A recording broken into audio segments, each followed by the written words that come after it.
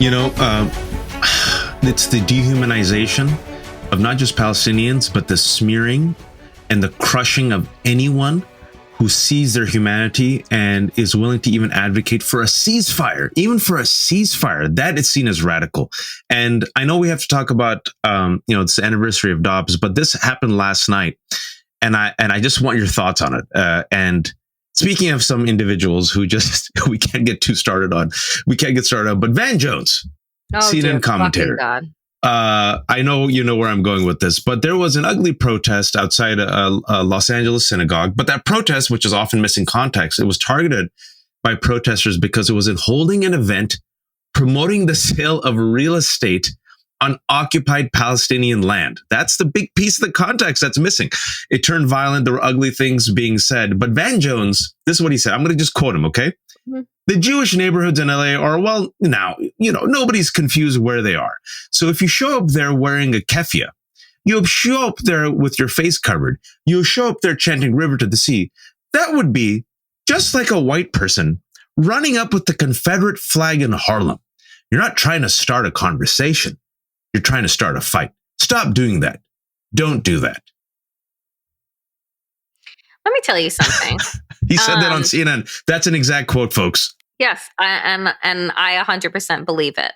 I knew Van Jones a very long time ago, when Van Jones was an actual activist that believed in environmental justice, that believed in civil rights and the movement. But that is not where Van Jones found wealth. That is not where Van Jones found access. And so following his scourge with the radical right and being thrown out of the Obama administration, that's right, Van Jones made a very big pivot in his political presence and in his strategy. And what that all leads to is one word: sellout. And that is what Van Jones has become.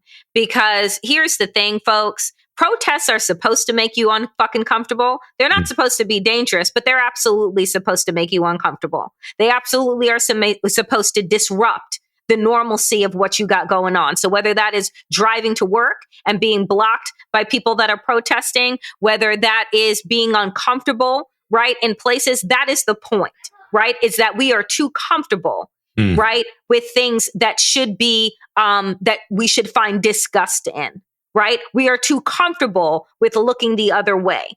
We're too comfortable with only advocating in the way that white people and wealthy people want us to. And Van Jones has no problem doing that. Like I said, right? He will get in where he fits in and whatever fits in his wallet. And I echo those thoughts because the proof is in the pudding. And just to remind folks who don't know, keffiyeh is a traditional article of clothing. And to compare that to the flag of the Confederates is another aspect of dehumanizing, smearing, and crushing anyone who's willing to speak out against what they believe is an ongoing genocide, which, by the way, folks, includes a majority of Biden voters. And speaking about the Confederates, though, and I would love Van Jones, if he really, really is upset against the Confederate flag and those who carry it, let's talk about, white supremacists and those who want to create a white Christian nationalist nation and are legislating from the bench. Let's just talk about people like Samuel Alito and his wife, Martha Ann, who I described as Lady Macbeth without regret, and the conservative majority in the Supreme Court, because they are trying to take us back to the 19th century, Danielle. I think that's perfectly clear. And I'll give you one example, Dobbs. 2 years ago, they said 3 or 4 years ago, we will never touch Roe. It is established.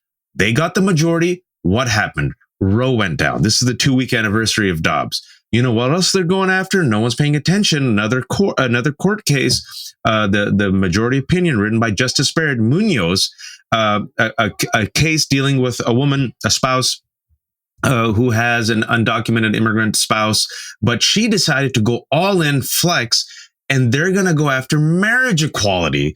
It's right there in that ruling that just came out, right? They're going after birth control. They're going to go after abortion pills. Justice Thomas said that he wants to revisit Brown versus Board of Education. For some strange reason, he has not mentioned Loving v. Virginia. I wonder why. I wonder what Ginny would think of that. But they're going after every single freedom, right, that was fought for, that people bled for, that literally represented the progress of the 20th century. They don't want to even go back to 1953. In Arizona, the Supreme Court went back to 1863 to enact those anti-abortion laws. And so here we are with the 2-year anniversary of Dobbs, and we have a debate coming up, Biden versus Trump.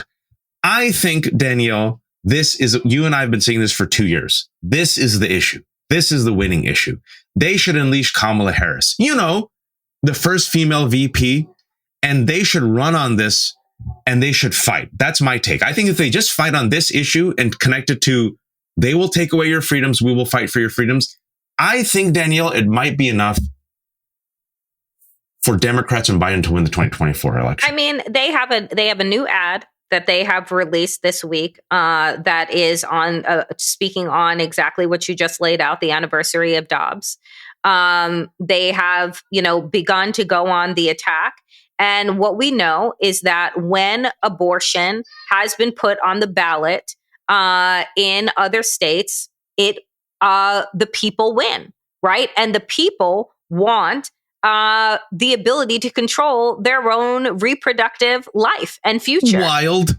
Yeah. So in Kansas, in Ohio, in, states around the country that have put abortion on the ballot, they have won. And I just want to air out for folks, because there is a write-up that Michelle Goldberg did in the New York Times that talks about the Comstock Act. And Republicans not only loving the 19th century. Here's another piece of legislation for you, Waj. The Comstock Act is from 1873, which by the way was never repealed, is a set of anti-vice laws that bans the mailing of obscene, lewd, lascivious, indecent, filthy, or vile material, including devices and substances used for what?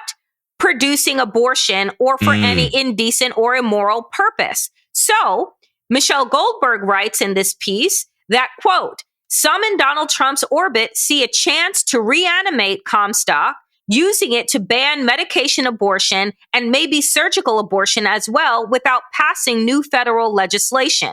In the 920-page blueprint for a second Trump administration created by Project 2025, it calls for enforcing Comstock's criminal prohibitions against using the mail, widely understood to include common carriers like UPS and FedEx, to provide or distribute abortion pills and also surgical equipment used for abortion.